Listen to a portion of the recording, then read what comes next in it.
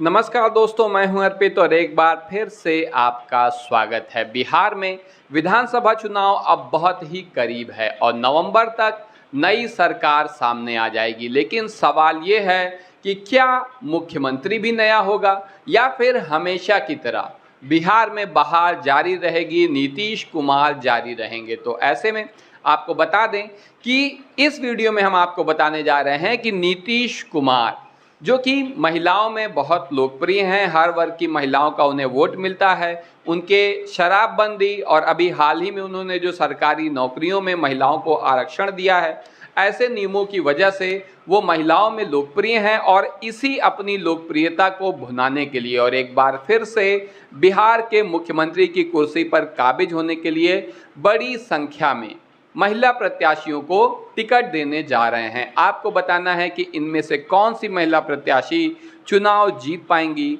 और कौन सी चुनाव नहीं जीत पाएंगी। तो आगे आप देख सकते हैं कि किस तरीके से एनडीए में ये टिकटों का बंटवारा भी फाइनल हो चुका है।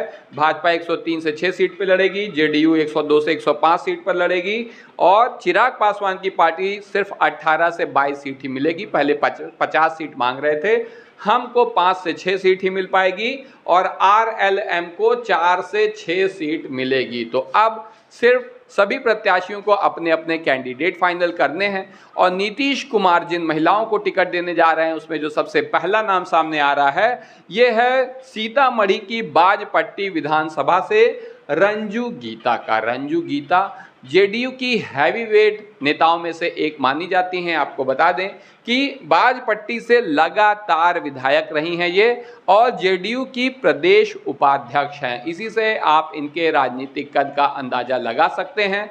और एक बार फिर से जब इनका बाजपट्टी से टिकट कंफर्म है तो आप ये बताइए कि चुनाव जीत जाएंगी या फिर एंटी इनकम्बेंसी का शिकार बन सकती हैं, क्योंकि जेडीयू की लंबे समय से सरकार है, इन्हीं की पार्टी की सरकार है और ये विधायक भी हैं, तो एंटी इनकम्बेंसी भी आड़े आ सकती है। तो आपका क्या कहना है, खास तौर से अगर आप इधर आसपास के क्षेत्र के हों तो कमेंट करके ज़रूर बताइए कि रंजू गीता इस बार चुनाव जीतेंगी या नहीं। अगला जो नाम सामने आ रहा है आप देख सकते हैं पूर्णिया की धमदाहा विधानसभा से लेसी सिंह का। लेसी सिंह भी लंबे समय से विधायक हैं। आप देखिए 2020 में इन्होंने न केवल चुनाव जीता बल्कि लगातार धमदाहा से बार बार ये चुनाव जीत रही हैं। पहले मंत्री भी रह चुकी हैं, वरिष्ठ नेता हैं जेडीयू की और टिकट इनका 100% कन्फर्म है, इसमें कोई शक नहीं है। लेकिन चुनाव जीत पाएंगी या नहीं, क्योंकि वही बात एंटी इनकम्बेंसी बहुत बड़ा खतरा है, खास तौर से वर्तमान विधायकों के ऊपर। तो आपकी क्या राय है, लेसी सिंह को चुनाव जीत पाएंगी या नहीं, कमेंट करके ज़रूर बताइए। अगला जो नाम सामने आ रहा है आप देख सकते हैं पूर्वी चंपारण की केसरिया विधानसभा से। यहाँ पर भी सभी पार्टियां एड़ी चोटी का जोर लगाई हैं, बल्कि सच बताएं तो एक एक सीट पर कांटे की टक्कर देखने को मिलेगी। पिछली बार से भी ज़्यादा ज़बरदस्त, यानी 2020 के विधानसभा चुनाव से भी ज़्यादा ज़बरदस्त चुनाव इस बार होने जा रहा है। तो शालिनी मिश्रा आपको केसरिया विधानसभा से चुनाव लड़ती हुई दिखाई देंगी जेडीयू के टिकट पर। वर्तमान में ये केसरिया की विधायक हैं, जेडीयू बिहार की जनरल सेक्रेटरी हैं, इसी से आप इनकी राजनीतिक कद का अंदाज़ा लगा सकते हैं। टिकट मिलना 100% कन्फर्म है, लेकिन जीत 100% कन्फर्म किसी की भी नहीं है। ये हमने पिछले विधानसभा चुनाव में भी देख लिया था, कितनी कांटे की टक्कर हुई थी।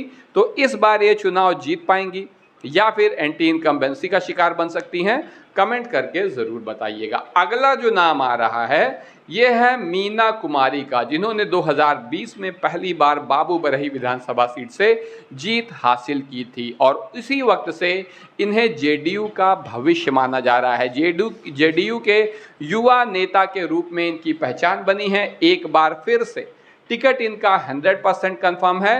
इस बार चुनाव जीत पाएंगी या नहीं, इसी पर निर्भर करेगा कि क्या वाकई में ये राजनीति में लंबी दूरी तक जाएंगी या फिर, क्योंकि अगर आप अपनी ही सीट पर हार जाते हैं तो भले आपसे बड़ी बड़ी उम्मीदें लगी हों तो थोड़ा राजनीतिक रूप से नुकसान होता ही है।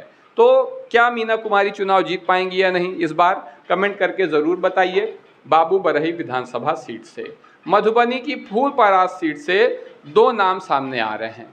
पहला नाम है गुलजार देवी यादव का, जो कि इस सीट से पहले भी विधायक रह चुकी हैं, लेकिन जो नाम ज़्यादा आगे चल रहा है वो निश्चित रूप से गुलजार देवी यादव का नहीं है, बल्कि शीला कुमारी मंडल का है, जो कि फूलपरास की वर्तमान विधायक हैं।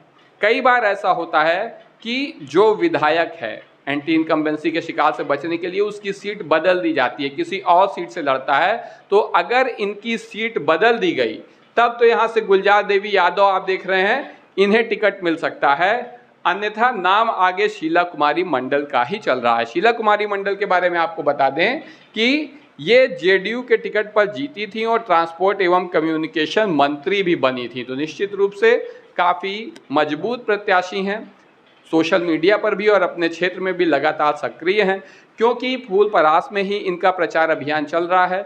इसलिए मेरा मानना है कि इनको ही टिकट मिलेगा, क्योंकि अगर इन्हें टिकट ना मिलना होता तो अब तक इन्हें बता दिया गया होता कि आप इस सीट से तैयारी करिए।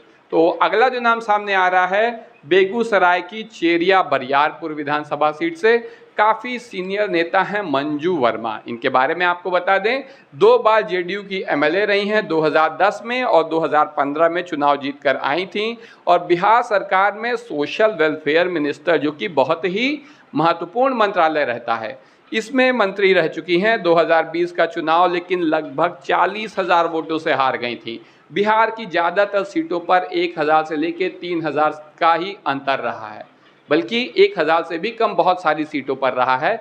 ऐसे में 40,000 वोट से हारना बहुत बड़ी हार है, लेकिन सिर्फ एक हार से किसी को खारिज नहीं किया जा सकता है। भारत के दो पूर्व प्रधानमंत्री, चाहे इंदिरा गांधी हो या अटल बिहारी वाजपेयी हो, दोनों ही चुनाव हार चुके हैं, तो एक चुनावी हार से किसी की राजनीति को खारिज नहीं किया जा सकता है। यही वजह है कि मंजू वर्मा का टिकट एक बार फिर से चेरिया बरियारपुर से कंफर्म है। चुनाव जीतेंगी या नहीं, या फिर इस सीट के लिए इनसे बेहतर कोई और कैंडिडेट हो सकता है, कमेंट करके आप अपनी राय ज़रूर बताइए। अगला जो नाम आ रहा है अश्वमेध देवी कुशवाहा का, जो उजियारपुर की पूर्व सांसद भी रह चुकी हैं।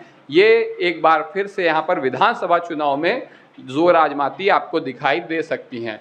वर्तमान में ये बिहार स्टेट विमेन कमीशन की चेयरपर्सन हैं, जो कि महत्वपूर्ण पद है, और जेडीयू की वरिष्ठ महिला नेता हैं, इसमें कोई शक की बात ही नहीं है, नहीं तो ये ऐसे पद मिलते ही नहीं। इसके अलावा राजनीतिक अनुभव और सांगठनिक स्थिति के कारण जेडीयू से विधानसभा टिकट मिलने की इनकी बहुत ही अच्छी जो है संभावना है, लेकिन किस सीट से लड़ेंगी ये अभी 100% कन्फर्म नहीं है। उजियारपुर से ही या आसपास से कहीं से लड़ सकती हैं, तो अपनी राय इनके बारे में भी आप कमेंट करके ज़रूर बताइए, चुनाव जीतेंगी या फिर नहीं।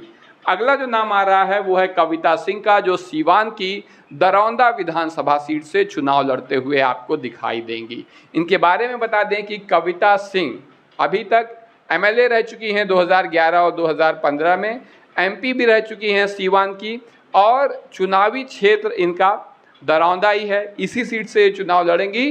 टिकट मिलना इनका लगभग मतलब 100 तो नहीं कहना चाहिए, लेकिन 99% फाइनल है, यानी इन्हें ही मिलेगा, क्योंकि 100% पॉसिबिलिटी किसी चीज़ की नहीं होती है। अगर आप गणित यानी मैथ्स के स्टूडेंट हैं तो जानते होंगे।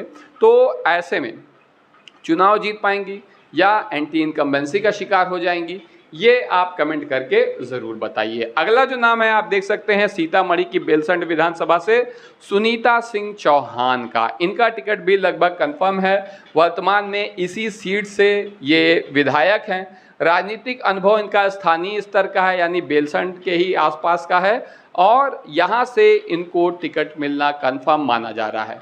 चुनाव जीतेंगी या नहीं, इसके बारे में आप अपनी राय कमेंट करके बता सकते हैं। और अंत में सबसे महत्वपूर्ण बात कि क्या एक बार फिर से नीतीश कुमार बिहार के मुख्यमंत्री बनेंगे, या इस बार एड़ी चोटी का जोर लगाने वाले मुख्यमंत्री की कुर्सी के लिए तेजस्वी यादव उनके हाथों में बाजी लगेगी। अपनी राय कमेंट करके ज़रूर बताइए।